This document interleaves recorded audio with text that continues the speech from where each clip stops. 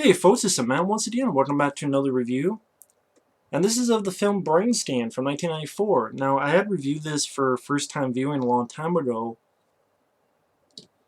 but copyright claim had to take it down. And the reason I'm reviewing this now is because a nice guy named Travis, he had sent me a few stuff and he wanted a review for this. This is what he asked for, and that's the least I can do. Now, this is directed by John Flynn, which is kind of strange, because the director had directed a horror film, and definitely not one like this. Because he did Lacra with Stallone, which I love. He did Out for Justice with Steven Seagal, which is my favorite Seagal film. Did the film Rolling Thunder with William Devane and Tommy Lee Jones, which I haven't seen forever. Bestseller with James Woods and Brian Dennehy, which I reviewed, and I liked that film. I think he did another film in 1980 called Defiance, which I haven't seen, but I've heard of. I think that's the one with Jan Michael Vincent. I could be wrong. And there's actually a little clip from an interview with John Flynn on Wikipedia. I know Wikipedia is not always something you can trust, but it seems like John Flynn did this film because he liked the Trickster character, who's the villain of the movie, but not really, which I'll get to. But T. Ryder Smith, who played him, even the director says that the guy was extraordinary, and I agree with him. And that was the reason to do the film. That was the best part of the movie. And he called Eddie Furlong a 15-year-old kid who couldn't act, and that you had to slap him awake on most days. And I can kind of understand that watching the film, because Eddie Furlong, he's not a strong actor. You know, I thought he did a piss-poor job in the Night of the Demons remake. He does a good job in Terminator 2. Pet Sematary 2, and this film, I think he's uneven. Sometimes he does alright, mainly in the scenes with T. Ryder Smith as the Trickster. A lot of other scenes, it does seem like he's, hey guys, how's it going? It does seem like you have to wake him up. And his acting talent is not that strong, especially when you have a guy like T. Ryder Smith, also Frank Langella, who's a good actor. I mean, he was Skeletor in Masters of the Universe, come on. He's here as a detective. He doesn't have much to do, but he's a good presence there. And even the girl he's sort of sweet on, she does a fine enough job. I mean, he really is, Eddie Furlong really is one of the weakest actors of the film, and the fact is he's the lead. Now, I've seen a lot worse, but uneven is the best way I can describe Eddie Furlong's performance. I mean, again, the big plus of this film is T. Ryder Smith as the Trickster. He does a great job. He's charismatic. He's funny. I didn't understand the Nightmare on Elm Street comparison. I think one critic said a Nightmare on CD-ROM, because instead of dreams, it's a CD-ROM, a game. And the Trickster has a sense of humor like Freddy Krueger. I mean, Freddy said the final name, or Freddy Krueger is cutting off his fingers, while in this one, the Trickster is breaking his fingers, but then they're fine. And at times, he's kind of fucking with the kid, kind of like Freddy did in Nightmare on Elm Street Part 2. For a second, you're thinking, it's going to be, you got the body, and I got the brain. Or when he's breaking his fingers, but he's just, I keep on taking, like Freddy's dead. Robert Englund is Robert Englund. Freddy Krueger is Freddy Krueger.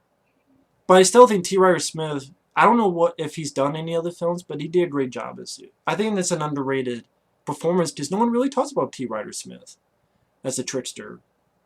And I thought he was really good. He has a weird look to him. Has a little nose ring, got this wild hair. But he's pretty charismatic, and he's the best part of the film. And another good part is George S. Clinton's music. Now, you look him up, George S. Clinton's done a lot of music for a lot of films that I've enjoyed, like American Ninja 2 and so on. He has a great theme. Bow, down, now, now. Bow, down, now, now. I really enjoy that theme music, and I thought he did a good job with the score of the film, especially that main theme. And the film is an interesting idea. I mean, Eddie Furlong is this kid, pretty lonely kid. He only has one friend. And he's a big horror film fan. He reads Fangoria. He likes this girl next door that he watches and sees her nude once in a while. Which, is like, okay, it's kind of a little bit fucked up if you think about it. Or you don't even have to think about it. He has this horror club, which the principal then bans. Next time you come in here and want to show something, you gotta show it to me first. You get little flashbacks or dreams where when he was younger, there was a car accident where his mom died and he was injured, his knee was fucked up. Decent work by, I believe Steve Johnson did the makeup effects, some decent work from him. I guess part of me wonders what was the whole point of his mom dead and his injured leg, his injured knee. But I guess it was just to show that why he is like he is. I just to give more of an explanation of why he's a lonely kid, why he's so surrounded with horror films, and why he's so afraid of everything to go out. And that's what I mean by T. Ryder Smith. He does a good job where there's a scene where I'm trying to think of the exact dialogue where he's just grilling Eddie Furlong, just like you're afraid of everything. You're afraid to ask that girl out. You're afraid of, to tell your dad that you hate the fact that he's always gone, because that's the reason he's alone. His dad's gone on business, and that you feel abandoned by your mother because she left you when she died, and this and that. I thought, yeah, T. Ryder Smith, when he popped on, the movie had a bit of a pulse, but when he's not, nah, not really. I mean, there's this new game called Brainscan. He puts it in while this party's going on. And it says it's the ultimate experience in video gaming and terror. Then he has his POV. Nice camera movements where he's in the eyes of a killer and a guy gets stabbed. And then this T. Ryder Smith keeps popping in with his voice, do this and do that, and cuts the guy's foot off. And then Eddie Furlong wakes up and then he realizes that it actually did happen because it's on the news. And he's got to figure out what the hell he's got to do next. But again, T. Ryder Smith, he pulls out this disc. He's like, looking at these other CDs. Don't you have anything good? Pulls out this disc. Never leave home without it. Real, unreal, what's the difference? As long as you don't get caught. Hey, no matter what they do to me, I won't say anything. They can pluck out my eyes. But no country music, please.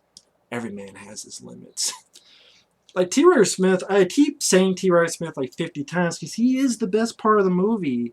He is the reason to see the movie, but Eddie Furlong, I don't think he's the best actor. He's not the strongest actor for this material. That's probably why the film didn't do that well. I'm sure they thought, well, he was in Terminator 2, so let's get him in these movies as quick as possible. So let's get him in Pet Sematary 2. Let's get him in Brainscan.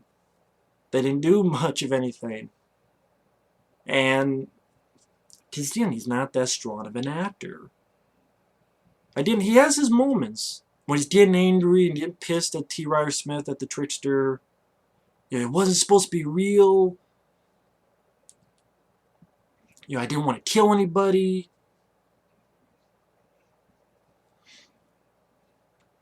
But when he's away from it, it's pretty uneven at times. And plus, it doesn't help that I think this is before he reached puberty. I don't mean that as a joke. I mean the fact that his voice is still a bit squeaky at times. So when he's trying to get really serious and his voice squeaks, it doesn't help matters. I can understand why John Flynn said that. I didn't totally understand because the Trickster was the best part, and I don't know if I could say Eddie Furlong can't act, but if someone said that, I'm not going to defend Eddie Furlong. Believe me, I'm not going to defend them. There were better. I think Corey Haim is a better actor than Eddie Furlong. I said it. Corey Haim. I wish Corey. Well, I would have loved to have seen Corey Haim. Corey Feldman, maybe he could do the part better. Corey Haim, because I looked at Watchers 2. I looked at Silver Bullet. I'm not trying to trash Eddie Furlong. I don't think he's the worst of the worst. I've seen a lot worse. But he's uneven. I think Corey Haim. I'm trying to think how old he was at the time, though. He might have been a bit too old. But it could have been like he's in college or something and do the same thing, but he's in college. I think it would have been nice to see someone like Corey Haim in this. I always thought Corey Haim did a good... He was a better actor than people give him credit for. I think he could have done this better. Again, he would have been the age for it, but I think he could have done a better job. I mean, The Lost Boys and other films he did a better job than Eddie Furlong does in this movie. But again, when other stuff happens, he finds this foot that he had cut off in his fridge, tries to bury it, this dog takes it, he's able to get it back, hides, tosses the trickster again. And again, when he comes on and he says lines like, if you don't feel the guilt, why accept the punishment? Cuts Eddie Furlong at one point. Does this remind you anything, huh? The road, the rain, your mother. And cuts Eddie Furlong's hand and the blood forms another disc, another CD for him to pop in to watch. And each time this stuff happens, something bad happens. He does it one time, he finds out that his buddy's dead. And I don't think his performance was fantastic when he... It's alright when he finds out because he calls and there's Frank Langella. He knows something's up because he knows, oh my god, detective picked up, he must be dead, something must have happened.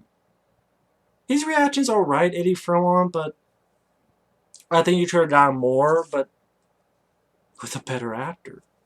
I really do feel like Eddie Furlong is one of the weakest points of the film. And also, it's not like a whole lot happens.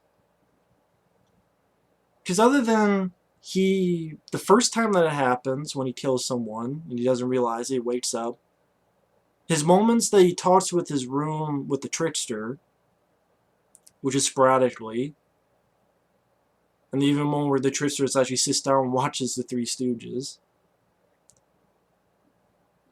has a little bit of romance with the girl who's across the street, which, I'm sorry, I don't buy this girl, very pretty girl, fall in love with Edward Furlong's character, who's this lonely guy who loves horror films and seems like an outsider. I know it's a movie. Other movies have done that, and I believe it more. I believe Shawnee Smith liking Flag in The Blob 1988, liking Kevin Dillon. I don't buy this girl. Of course, I guess it's a twist, so maybe that's irrelevant, actually, what I'm saying. But now what happens? I mean, I'm trying to remember, he had the foot, and he got it away from the dog, but I don't remember what else he did with the foot. I don't know if he burned in this fireplace, because you just see him burning clothes. I don't know what else he did with this foot. Maybe that was a cut scene, which I'll get to later as well. But now a lot of stuff happens. I mean, he finds out his friend's dead, talks a little bit with the girl. The trickster says, oh, there's this clue that you forgot, you gotta clean up. Edward Furlong goes there, wipes some footprints off the... It is like a flower, like dirt type place. This guy tries to get him. Bricks fall and dump on the guy's head, killing him. Then these yahoos with guns accidentally shoot a cop. Then the trickster says you have one more thing. There was one more witness. Wants Eddie Furlong to kill the girl. He won't do it. That's what you get on the video. If you ever saw the VHS or such, and you see the scene where, which reminds me of Wes Craven's New Nightmare, where Freddy's head went up. Here, the trickster's mouth goes up. Not the head, the mouth. And Wes Craven's New Nightmare tries to swallow the Miko Hughes. Here is trying to, actually does kind of swallow Edward Furlong, possesses him. He fights off. Pretty much the trickster says, bravo. Lets Frank Langella in, shoots Eddie Furlong, and then he wakes up and you realize it was a game. It was all part of the game. And it's sort of the arc of his character. Now, fuck these computers, wipes them all out, goes outside, talks to his friend who's alive, hugs him, talks to the girl, asks her out, says that there's a maybe, gives the brain scan to his principal, so now he's going to go through the terror that he went through, scare the shit out of him. And then this ending that's confusing because it ends, and then you see the dog with the foot.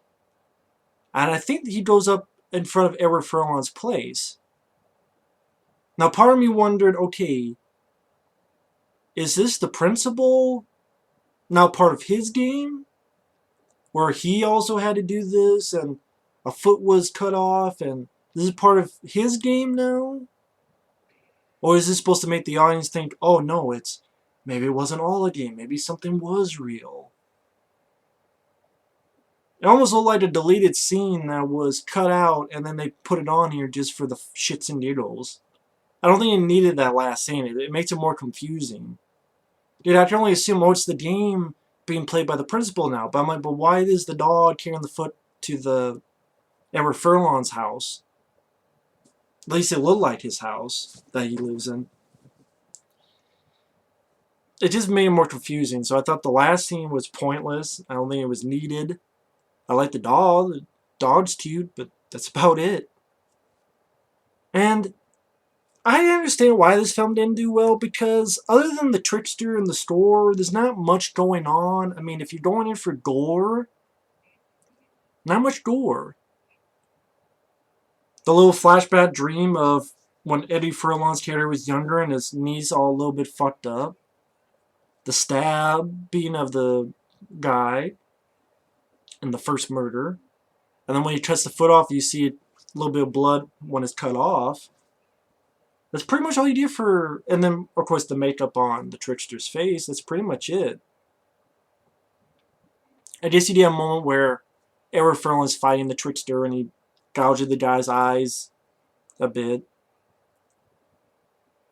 But not much. I mean, it's not a gore movie. It's not, gore galore or murders galore. So it's not like a body count movie. It's not psychologically driven because you either know, well, now you know it was part of a game, or the Trickster is the one, the Brainscan is the one fucking with Eddie Furlong. It's not like we're going to assume, oh, he's really psychotic and this is all part of his head and none of this is real except in his head and he's really a killer and he killed all these people. Brainscan didn't do anything. He's affected by horror films. But maybe I'm glad they didn't go that route. If they tried to go that route, then they failed, but I don't think they tried to go that route. Maybe that's for the best, because that bullshit of, oh, horror films fuck you up. I've seen a lot of horror films. I'm not that fucked up, despite what people want to say. But I don't repeat myself. I keep mentioning the Trickster, Ryder Smith. He was good. Did a very solid job, in fact. I like the score by George S. Clinton, particularly the theme. But other than that, just not a lot of stuff happening. And Eddie Furlong is not the best actor. He's uneven, to say the least. Say the most, it'd be a lot more words to it. But his performance is uneven, to say the least. And once again, I've repeated this before, but John Flynn, the director, I didn't understand why he said that about Eddie Furlong. Not the best actor. Not the worst I've ever seen, but not the best actor to be the lead in a movie. And he's done other movies which he wasn't that great of a lead either. But for some reason, I remember him doing a bit better in Pet Sematary 2 than he did in this film. Which is not a fantastic movie, but I don't know, might have had more fun with that movie than this. But I don't hate the film. It was a time waster. It wasn't too long. It was 90-some minutes, but it's not a film I really care to own. It's not a film I found it online to watch. And it's not a film I care to see it in. I mean, I could just watch, I'm sure there's the Trickster scenes on YouTube, and then listen to the main theme from the movie on YouTube, and that's really all you need.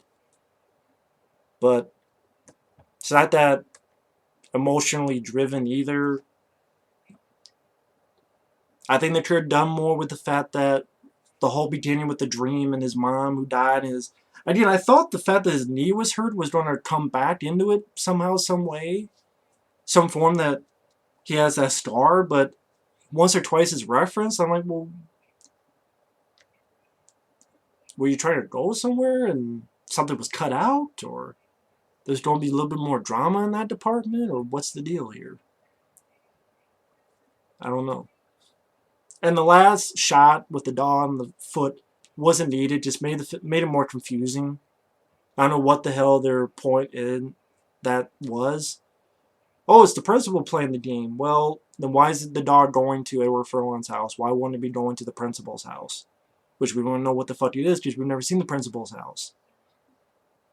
And we can already assume that's going to happen because whenever Furlong gave the game to the principal, he looks over and sees Ryder Smith waving at him. Which I'm thinking, why is Edward Furlong seeing that? Is he going psychotic now? He's just seeing things, or he's just imagining things just for shits and giggles? But anyway, I'm going to end it here. Brainscan, it's there, but I don't love it. And that's just my opinion, though. But anyway, thanks for watching. Take care, and stay tuned for another review. Later.